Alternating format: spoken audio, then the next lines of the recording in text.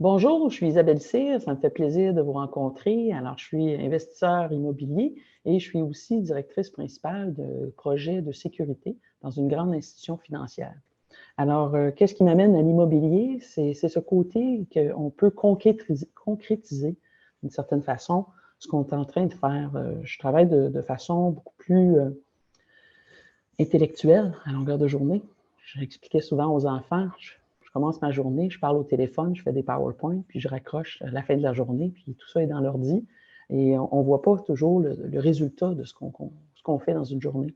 Et l'immobilier a toujours été ce côté-là créatif pour moi, de me combler dans ma vie. Et ça fait peut-être une vingtaine d'années que j'ai commencé à acheter des immeubles de type multilogement. Et j'ai choisi une façon de faire de l'immobilier peut-être un peu différente. Puis ça, j'aimerais, dans le fond, adresser qu'on peut faire de l'immobilier comme on est. Ça doit nous ressembler, pas seulement qu'une seule façon. C'est sûr qu'il faut que ça soit rentable à la fin de la journée, mais c'est comme une entreprise. Il n'y a pas seulement des McDo, il y a autre chose, il y a différentes façons de faire de la nourriture. On peut choisir d'être toqué, puis on peut choisir d'être McDo, et on peut avoir multiples versions entre les deux. Alors, ce que j'ai choisi comme type d'immobilier, moi, c'est d'aller travailler avec des appartements, des maisons dans lesquelles je serais fière de vivre, des endroits que je trouve magnifiques, des maisons anciennes. Je me suis spécialisée dans la restauration de maisons anciennes. J'ai fait des cours avec Héritage Montréal et tout ça pour ramener la gloire à certains appartements. Et je fais des lofts, des choses dans le sud-ouest de Montréal, principalement, près du marché Atwater. Alors, j'ai des appartements où souvent les investisseurs disent « Mais mon Dieu, ça n'a pas de bon sens, tu mets trop d'argent dans ces appartements-là, tu devrais acheter un autre immeuble à la place. » Puis, ben, finalement, j'aime mieux faire un appartement très luxueux avec quelqu'un de professionnel et avoir un seul appartement au lieu de 3 ou 4 pour donner le même revenu, puis qui, dans le fond, va donner un produit beaucoup plus spécial. Ça m'a permis d'avoir cette façon de travailler aussi qui a été moins prenante émotivement, en étant investie dans ma carrière à travers les années. Il fallait que j'aille des immeubles qui étaient faciles à gérer. Alors, avec une clientèle qui était assez aisée, avec des gens, avec des appartements où on avait investi beaucoup, ça permettait d'avoir beaucoup moins de sollicitations de mon côté de cette façon de faire de l'immobilier et d'être fier. Je pense que c'est une façon de faire de l'immobilier qui n'est pas toujours assez vue sur le marché. Les gens pensent toujours le nombre de portes, le plus cher possible, de faire le moins de rénovation possible. Moi, c'est plutôt le contraire. J'investis, je dis toujours que je libère des maisons. Je libère le potentiel d'une maison. C'est un plaisir à louer. Les gens qui y prennent l'apprécient, voient le niveau de qualité des comptoirs de granit, du quartz, des cuisines de bois, donc des poutres et tout ça. Donc, ça donne vraiment un produit qui est différent. Je pense qu'il y a autant de façons de faire de l'immobilier que de gens. Pourquoi j'ai commencé à faire de l'immobilier? Je viens d'une famille assez modeste. On hérite de ces valeurs-là de tu t'achètes une maison le plus vite possible. J'ai toujours eu cette valeur-là de tu dois acheter ton chez-toi. Ensuite, qu'est-ce qui m'a amené à l'immobilier? Donc, j'ai fait des différentes maisons, des condos, j'ai vendu, j'ai rénové. J'ai fait un peu des flips sans m'en rendre compte à travers les années. Puis, mon premier immeuble que j'ai acheté, parce que je l'aimais, je le trouvais beau. C'est un immeuble que j'ai encore aujourd'hui. Ça fait 20 quelques années que je l'ai. Une grosse bâtisse en pierre grise face à un parc avec une fontaine près du marché Atwater. C'était spectaculaire. Et cet immeuble-là, j'y ai vécu, mais la raison pourquoi j'ai commencé à faire de l'immobilier, c'était une question philosophique. Je gagnais bien ma vie à ce moment-là. Et je me disais, je ne fais pas ce travail-là pour l'argent. Je le fais parce que je l'aime.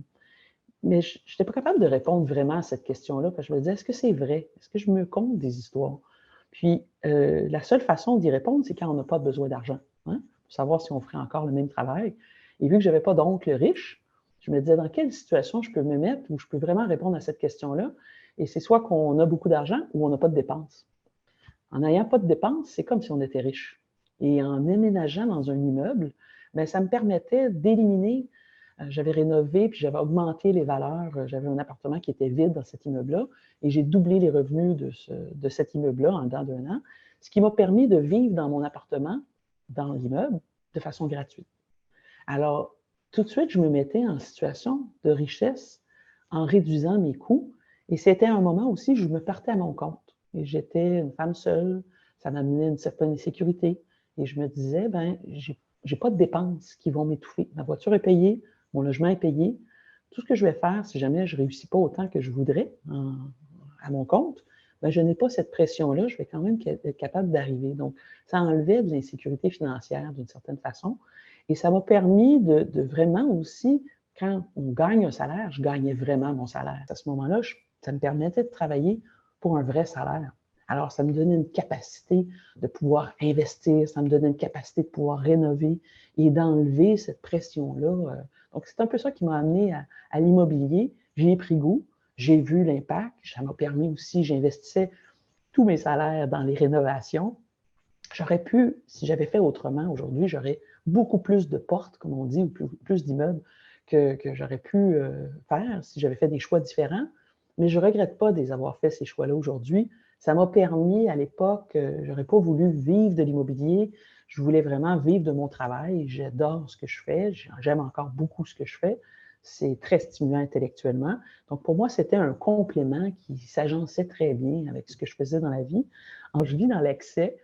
Je vis, mon slogan d'ailleurs, c'est pourquoi choisir. Je veux toujours tout faire. Tu sais, je veux tout faire. Je suis une passionnée, je suis une intense, je vis sur le 220. Donc, je fais tout en double. Donc, mais c'est un choix qui me donne tellement d'énergie. Ça m'en donne encore plus, ça me stimule. J'apprends, je rencontre des gens intéressants. Fait que c'est je ne sais pas pour la balance, j'ai toujours eu de la difficulté à balancer, mais je m'écoute, puis je me permets d'être excessive. C'est une question aussi de cycle. Il y a des cycles où, à certains moments, évidemment, quand ma fille était jeune, ben, j'étais beaucoup plus concentrée, j'étais moins active en immobilier, je me concentrais beaucoup plus sur des moments de famille. Alors, ça me permettait, selon le temps que j'ai, selon ce qu'il y a dans ma vie, il faut accepter de ne pas faire parfaitement. Je pense qu'il y avait même un livre même par rapport aux femmes, A Good Enough Mother. Qu'est-ce qui est good enough? Qu'est-ce qui est assez? Qu'est-ce qui est suffisant? Je pense que quand on s'enlève le bouton de la perfection, quand on le casse, puis on n'a plus cette culpabilité-là, ben on peut à ce moment-là faire du juste assez. Puis le juste assez, si on continue à le balancer, on se rend compte qu'on en a beaucoup de temps dans une vie. Puis des fois, on perd beaucoup de temps à essayer de faire des choses parfaitement, des choses qui sont peut-être qui n'amènent pas beaucoup de valeur. Puis je me rappelle toujours que la seule vraie chose équitable dans la vie, c'est que tout le monde a 24 heures. Elon Musk, il a juste 24 heures.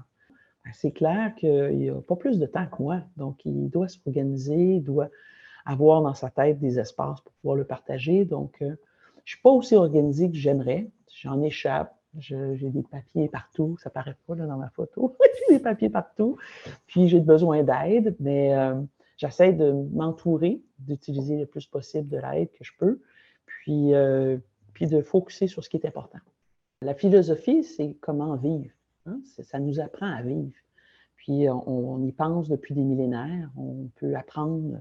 C'est des sujets qui m'intéressent beaucoup. J'ai beaucoup lu Cicéron, Sénèque. Encore aussi les philosophes contemporains. C'est des sujets qui nous amènent à réfléchir les choix qu'on fait, pourquoi on les fait, puis de nous donner plus de liberté. Parce que les gens vivent en fonction des automatismes, en fonction de leur passé. Ils reproduisent ce qu'ils voient et ils n'ont pas une vie consciente. Ils n'ont pas une vie consciente et connaissante. Et je pense que ça, c'est le début. Je pense qu'il faut comprendre, mais qu'est-ce qui me motive? Qu'est-ce qui fait que je suis heureux ou pas heureux et d'être en écoute par rapport à comment on sent notre vie. Puis ensuite, d'aller explorer pour dire, mais qu'est-ce qui me fait faire ça si, dans le fond, je ne suis pas si heureuse? Et moi, cette conclusion-là, je l'ai eue dans la vingtaine. J'avais tout ce que je voulais. Hein? Entre avoir et être, ben, je l'ai vraiment senti. J'avais tout ce que je voulais, mais je n'étais pas heureuse. Et je ne pouvais pas dire pourquoi. Alors, ça amène tout un cheminement de se questionner, d'avoir une définition de c'est quoi pour moi le bonheur, qu'est-ce qui fait que certains éléments me font sentir heureuse ou pas. Ça m'a amené tout un cheminement aussi de thérapie, de lecture, de psychologie, de philosophie, parce que c'est un peu ça le but, d'être heureux. Ça nous amène à la psychologie, parce que si on veut être libre, en fait, il faut se poser la question, qu'est-ce qui nous motive? Qu'est-ce que tu essaies de prouver? C'est rarement à l'extérieur, c'est avec toi. Puis si on pouvait, tout le monde, être plus heureux, puis plus en ligne avec ce qu'on essaie de faire, je pense qu'on aurait du monde pas mal plus heureux autour de nous. Puis on aurait une société plus équitable, plus empathique. La situation des femmes, puis c'est en immobilier, c'est en affaires, c'est comme patron aussi. Je suis à la tête de grandes équipes. Souvent, les gens disent, bon, les femmes sont égales. C'est beaucoup plus insinueux que ça. C'est tellement intégré dans nos façons de penser qu'on s'en rend pas compte. Les premières rencontres que j'allais, des choses d'immobilier, souvent les gens ne pensaient pas que j'étais investisseur, ou ils pensaient je suis la femme à qui? Tu es la fille à qui? Alors, tu es la femme ou tu es la fille à quelqu'un? Et ou tu es un partenaire, ou tu es une professionnelle, donc tu es un courtier. Alors, souvent, de penser une femme seule investisseur, ce n'était pas le premier réflexe. Mais ça ne me fâchait pas parce que malheureusement, il n'y a pas assez d'exposition de ces femmes-là. Les femmes ne sont pas assez visibles. Il y en a des femmes comme ça qui sont investisseurs. Il y en a, j'en connais plusieurs. Ne sont pas toujours assez présentes, ne sont pas assez représentatives. Il n'y a pas encore assez de gens qui permettent de faire ça. Je vous dirais que le message que je voudrais passer, c'est que c'est possible aux femmes. Ils ne se donnent pas la permission de l'être parce qu'ils ne voient pas d'autres modèles. Il faut passer le message de c'est possible. C'est possible en affaires, c'est possible en immobilier, c'est possible comme gestionnaire. Ce rôle-là de la femme, on a encore une portion importante des tâches de la maison, de la tâche des enfants qui amène, il y a plus d'équité qu'il n'a jamais eu. Il y a encore un poids souvent un petit peu plus du côté de la femme. Je pense qu'il y a des façons de quand même composer avec ça puis de réussir à faire les deux. Il y en a amplement qui le font. Dans le fond, ce que je dirais aux femmes, c'est il y a une liberté de finance, une liberté financière qui vient avec l'immobilier. Et c'est les femmes qui en ont besoin plus que les autres. Et en plus, l'immobilier, ça ressemble aux femmes. Il faut s'occuper du monde. Il faut s'occuper du monde. C'est des locataires, c'est du monde. On passe nos vies à s'occuper du monde. Puis tout d'un coup, parce que c'est de l'immobilier, on n'est pas supposé d'être fait pour ça. Regardez le quotidien de l'immobilier. C'est des locataires, c'est d'organiser des affaires. C'est tout ce qu'on dit que les femmes sont, là, parce qu'on dans les stéréotypes, on gère, puis on mène, puis on fait ci, on fait ça, puis on s'occupe des gens. Bien, donnons-nous l'occasion de le faire au moins, puis s'enrichir dans le processus. Fait que je vous demanderais, mesdames, prenez votre place. C'est la place qui vous revient est en immobilier. C'est fait pour vous, ça, l'immobilier. Puis en plus, c'est de l'action, c'est de l'enrichissement un petit peu plus passif que seulement que travailler. Donc, il y a un enrichissement qui va venir justement compenser le fait que vous êtes obligé de vous occuper de parents, d'enfants, d'avoir un peu moins d'heures dans une journée. Bien, justement, organisez-vous qu'il y ait quelque chose d'autre qui travaille et qui génère de la sécurité financière puis des revenus à travers ça. C'est fait pour vous, mesdames. Puis la sécurité financière, l'égalité va seulement passer par la sécurité financière. En ayant cette sécurité financière-là, tant au niveau du travail que de l'immobilier, je pense que ça libère les femmes. L'argent libère les femmes. C'est vers ça qu'on va aller, vers plus d'équité. Fait que, mesdames, achetez de l'immeuble.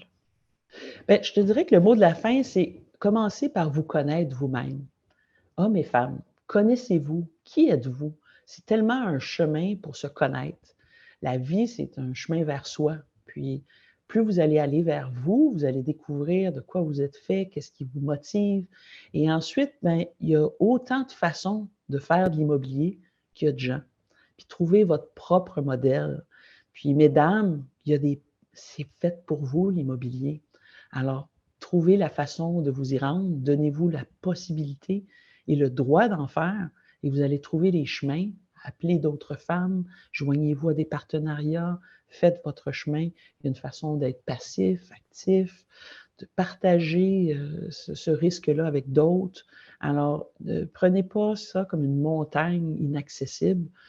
C'est un petit chemin qui éventuellement va devenir une autoroute qui va vous amener vers, de la liberté financière, mais aussi de l'accomplissement. Ça amène des qualités de relations humaines, de finances, de créativité. C'est comme une entreprise, on se développe sur tellement d'aspects et on se rencontre soi-même à travers ces projets-là.